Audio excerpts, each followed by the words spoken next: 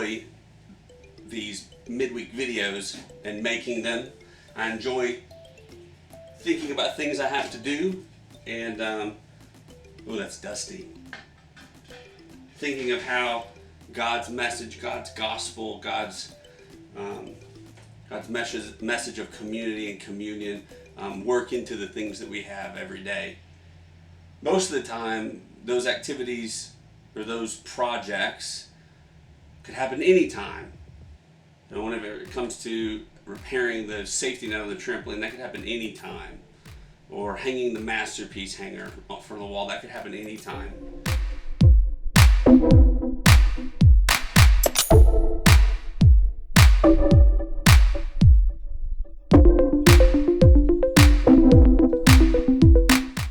This last week, our dryer went out, and that was not a project that could wait for any time. That was something that needed to happen right away. We immediately had loads of laundry piling up. So much so that we ended up having to take laundry to my parents, to Molly's parents, to get it dried. When you have 4 kids, you don't get to take a break from laundry. So I ordered the part, that part came in, and I immediately put everything together to make a midweek. Get this dryer fixed.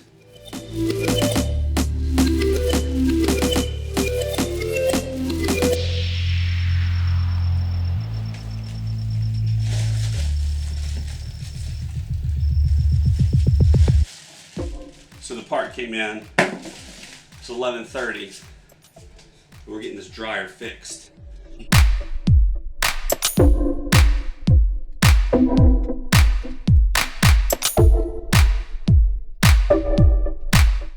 It reminds me of wise King Solomon, the man who wrote the book of wisdom, the book of Proverbs in our Bible. In his old age, he wrote another book called Ecclesiastes.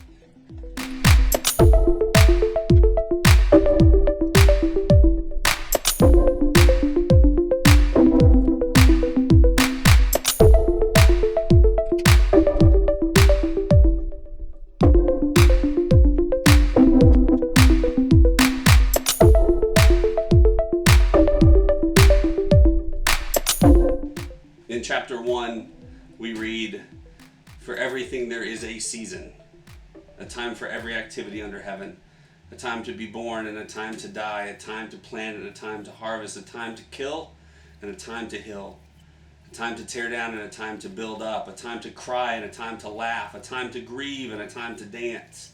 And it goes on with this dichotomy.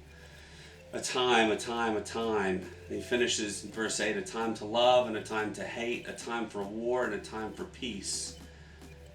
What do people really get for all their hard work?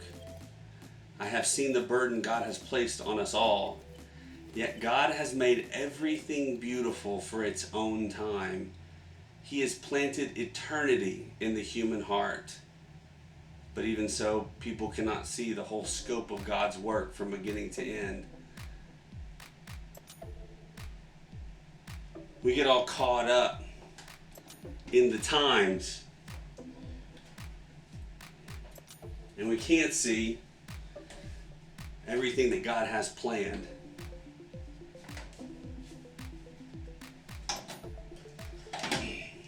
It seems to be especially bad in an election year. Let me tell you guys right now, if a Republican wins the next election,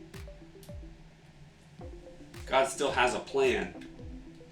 If a Democrat wins the next election, God's still going to be working that plan through his church, through his body and his people.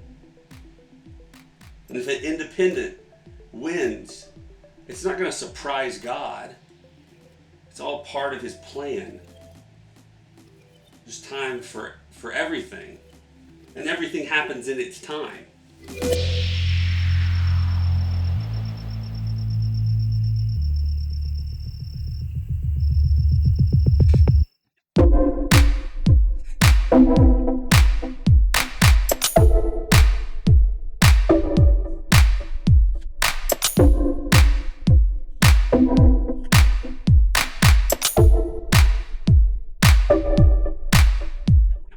think in the midst of all this, we need to remember that it's time to be kind. It's time to look for the eternity that God put in each one of our hearts. It's time to learn how to live in community with each other, to get along, because seasons change, but we're all doing God's work. We're all building God's kingdom. Like Jim Bob talked about this week, His kingdom come, His will be done.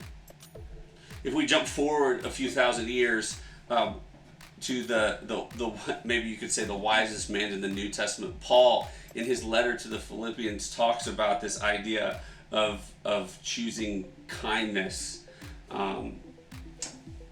In Philippians chapter 2, he's writing to this small church, this church plant in Philippi. He says, if there's any encouragement in Christ, any comfort from love, any participation in the Spirit, any affection and sympathy, complete my joy by being of the same mind, having the same love, being in full accord and of one mind.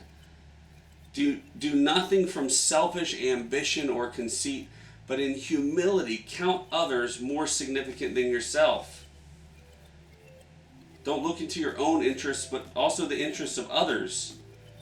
Having this mind among yourselves, which is yours in Christ. It's the same mind of Christ, who though he was in the form of God, did not count equality with God a thing to be grasped, but emptied himself by taking the form of a servant, being born in the likeness of men. Now, we've talked about that on a midweek before, but I just want to touch on this idea of he wants us to view others with humility, not false humility, not look at me, look at how humble I am, look at how much I consider others, but to really love them and listen to them and consider them more important. I mean, Jesus humbled himself from the level of God to the level of man, and all that he's asking us is to humble ourselves from the level of man to maybe just below that, so that our fellow human beings are more important than us. And the only way to do that is to live in community with each other. When you live in isolation, you begin to have this idea of how great you are.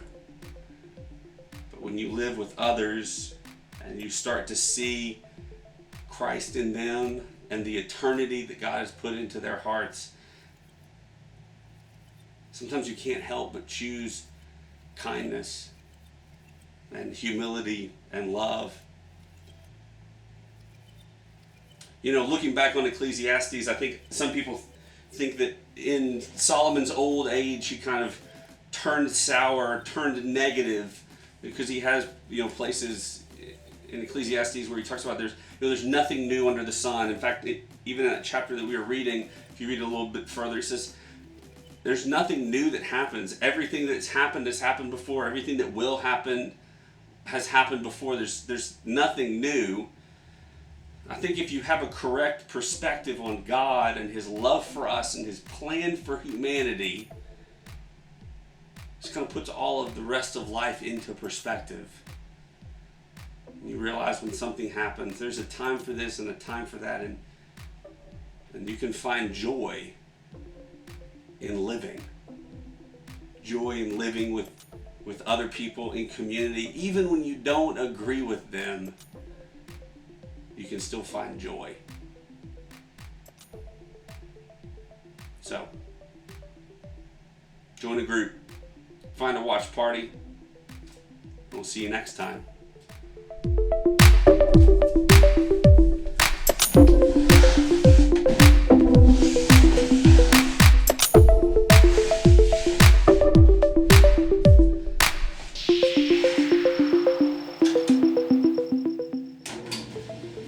That's a good sound right there.